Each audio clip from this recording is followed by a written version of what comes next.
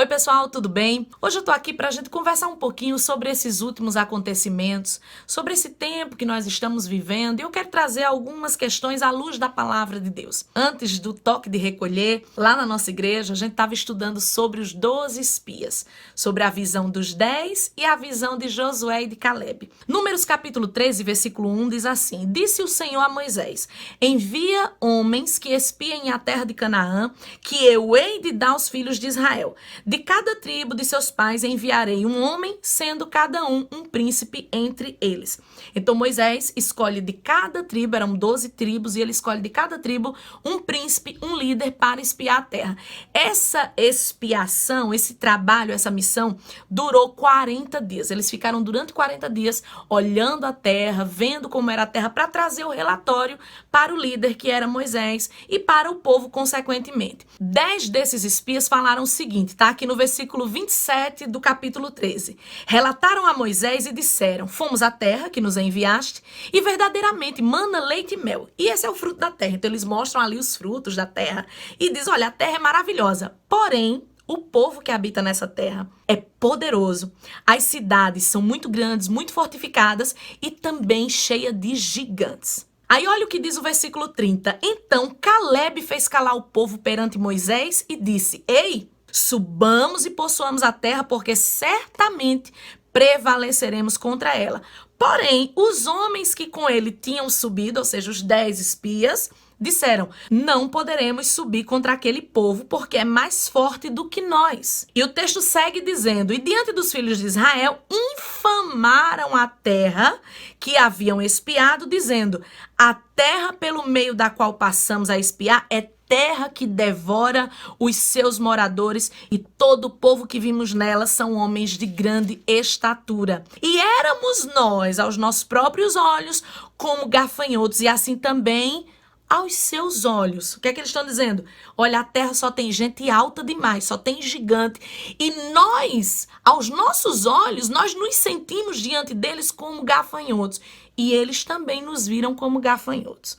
Esse foi o relatório dos 10 espias. Eles contaminaram a terra. Seguindo o texto no capítulo 14 diz: Levantou-se, pois, toda a congregação e gritou em alta voz. E o povo chorou aquela noite toda. E todos os filhos de Israel murmuraram contra Moisés. E toda a congregação lhes disse: Tomara que nós tivéssemos morrido na terra do Egito, ou mesmo nesse deserto. Gente, é muito parecido com o que nós estamos vivendo nesses dias, não é?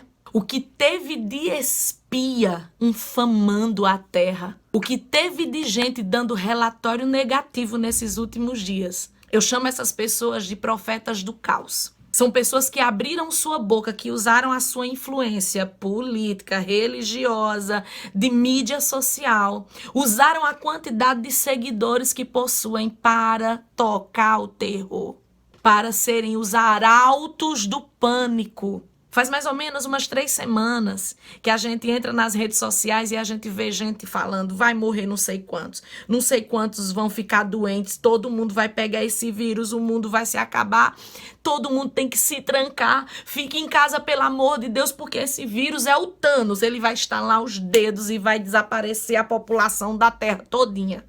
Arautos do caos. Eu fico maravilhada com esse texto porque o povo ficou tão desesperado com aquelas notícias. O povo ficou tão preocupado, tão em pânico, que eles quiseram tirar Moisés da posição de liderança. Eles quiseram voltar para o Egito. Eles preferiam ser escravos do Egito do que estar ali, no deserto, prestes a tomar posse da terra prometida. O medo, o pavor faz a gente paralisar, a gente não raciocina. A gente começa a ter ideias absurdas, ideias loucas. É mais ou menos o que está acontecendo hoje no Brasil. Esse presidente não serve, era melhor o outro. Era melhor ter voltado no outro. Era melhor o Egito. Era melhor morrer lá atrás. Era melhor ter morrido pela corrupção do que agora pelo vírus. Meu Deus do céu. É muito igual. Agora, por que tudo isso aconteceu? Por causa do pânico. Por causa do terror que foi instaurado, por causa de pessoas que antes das autoridades começarem a falar, antes das autoridades passarem as informações, a mídia começou a espalhar o pânico. Os influenciadores começaram a espalhar o pânico. É um monte de gente desesperada, preocupada com o que vai comer, com o que vai vestir, com a vida. Gente que está morrendo. Não é do vírus, é de medo, é de preocupação. Porque os espias, eles são irresponsáveis. Os espias, eles não olham as coisas de uma forma ampla. Eles não veem o todo. Eles só olham para o problema. Eles só olham para a situação. Os espias da nossa nação, eles só veem o vírus. Então o problema é o vírus, então fecha tudo. Fica todo mundo em casa, porque aí todo mundo se protege do vírus. Mas eles não entendem. Esse remédio que eles propõem vai criar outras doenças, outros problemas. O caos é ainda maior. Porque os 10 espias são 10 medrosos. Esses 10 espias simbolizam pessoas que a sua fé é só da boca para fora. É gente que só tem fé quando tá com o microfone na mão e pregando numa igreja ou num evento. É gente que só tem fé quando tá ministrando uma canção. Parece, meu Deus do céu, que é a fé que move montanhas. Mas na hora que a fé precisa ser prática, são os primeiros a correrem. São os primeiros a dizer, fique em casa. Eu lembro que semana passada nem se tinha ideia ainda de questão de toque de recolher. Ninguém estava falando sobre isso. Mas já tinha os arautos do caos. Os profetas do caos já estavam dizendo, desobedeça seu pastor. Não vá para a igreja não. Fique em casa que senão você vai morrer do vírus. Profetas do caos. Espias medrosos. Sabe o que foi que aconteceu? O povo escutou. O povo escutou, porque aqui escutaram. O desespero tomou conta, igual aqui no Brasil, igual. O desespero tomou conta, porque depois que você bota medo, para você tirar o medo das pessoas, meu amigo, é muito mais difícil. É por isso que aquela frase, é melhor prevenir do que remediar, ela é uma verdade. Porque depois que a coisa está instalada ou instaurada, para você resolver é muito mais difícil. O medo se espalhou. Aí sabe o que aconteceu? O governador do meu estado e de vários estados, olha, fecha tudo. Nós estamos aqui, nesse momento que eu estou gravando o vídeo, nós estamos aqui obedecendo um decreto estadual. Nós estamos todos em casa, todos em isolamento social. Eu estou aqui em isolamento social em obediência a esse decreto. Discordando dele totalmente, acho totalmente desnecessário. Porém, como a Bíblia diz que eu tenho que obedecer, eu estou obedecendo. Essas pessoas que já estão aí há semanas tocando terror, falando pro povo ficar em casa, colocando medo nas pessoas, olha, não sei quantas mil ou milhões vão morrer. Essas pessoas, elas estão olhando essa situação apenas pelo seu ângulo. Não produziu precaução. Sabe o que produziu? Medo. Terror, desestabilizou a economia. As pessoas agora, passados poucos dias, a gente já começa a ver o resultado de tudo isso. Porque é isso que acontece quando você anuncia as coisas sem pensar na forma, sem pensar nas consequências, sem pensar no que aquilo vai gerar.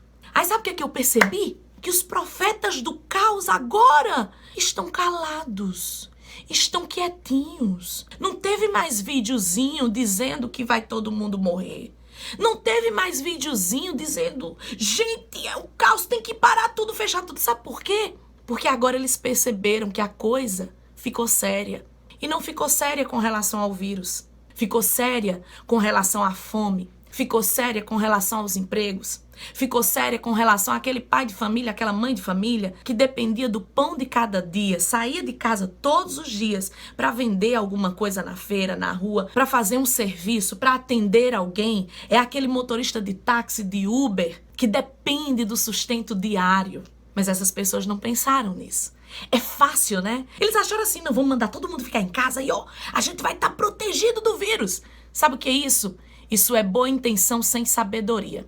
É por isso que gente sem sabedoria tem que ficar calado, ainda que tenha milhares, milhões de seguidores. Porque quantidade de seguidores não é aval, não atesta a autoridade de ninguém. Muitas vezes, pelo contrário, muita gente usou sua influência para provocar caos, terror. Uma das coisas mais fantásticas na palavra de Deus é o equilíbrio. É como Deus trata as coisas de forma equilibrada. E o que mais a gente viu nesses últimos dias é a falta de equilíbrio. Só se pensou em combater o vírus, mas ninguém pensou nas consequências de mandar todo mundo ficar em casa. É fácil, né? É fácil criticar o presidente da República.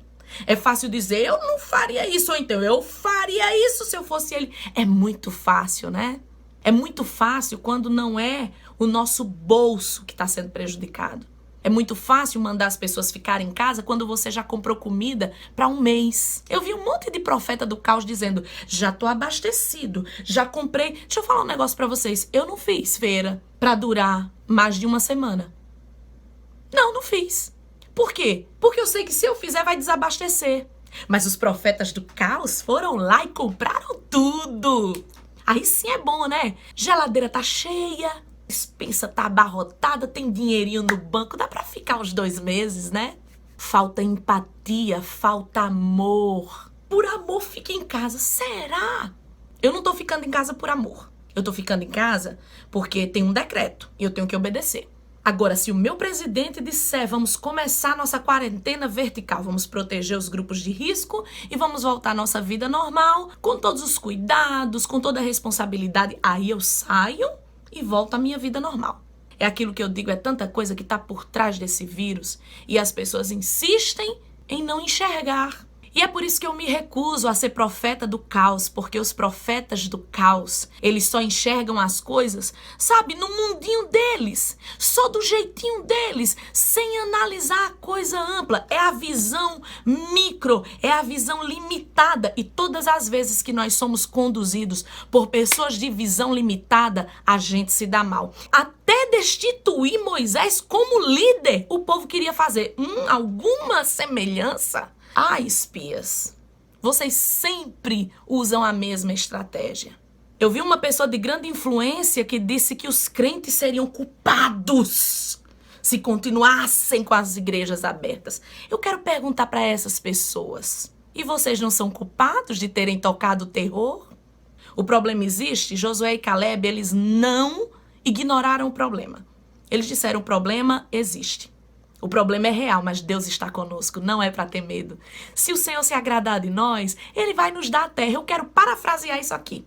Se o Senhor se agradar de nós, nós vamos vencer esse vírus. Ninguém vai morrer de véspera. Eu acho engraçado que a gente fala tanto da Bíblia, fala tanto do céu, um monte de gente com medo de morrer. Eu não tô um pingo com medo de morrer.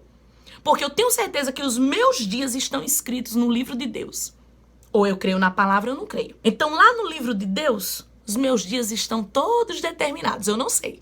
Mas ele sabe. Então eu sei que eu não vou morrer de véspera. Eu vou dizer como aquela música do Nando e Azevedo. Eu tenho certeza que eu não vou morrer. Enquanto o Senhor não cumprir em mim tudo que Ele projetou. Não é o que eu projetei. É o que Ele projetou pra mim. Então por que eu vou temer? Muitos estão caladinhos. Fingindo que nem falaram nada. Postando outras coisas agora, né? Porque já fez a bobagem. Gente que chamou pastor que não estava fechando igreja de mercenário. Como é que o pastor vai fechar a igreja se não tem uma ordem para fechar a igreja? Eu fui muito agredida, eu e milhares de pastores.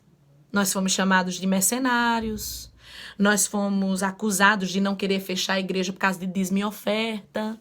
E não foi o povo do mundo, foram aqueles que comem na mesma mesa. Eu espero de coração que se arrependam. Muitos vão ter que pedir perdão. Muitos vão ter que pedir perdão. Então, muito cuidado com os espias. As palavras dos espias, elas são piores do que qualquer vírus. E eu quero encerrar com as palavras de Josué e Caleb. A terra pelo meio da qual passamos a espiar é terra muitíssimo boa. Se o Senhor se agradar de nós, então nos fará entrar nessa terra e nos dará terra que mana leite e mel. Tão somente não sejais rebeldes contra o Senhor e não tem mais o povo dessa terra, porquanto como pão podemos devorar. Retirou-se deles o seu amparo e o Senhor é conosco. Não os temais. O vírus é uma realidade, mas nós vamos devorar como pão. As bênçãos do Senhor são para nós.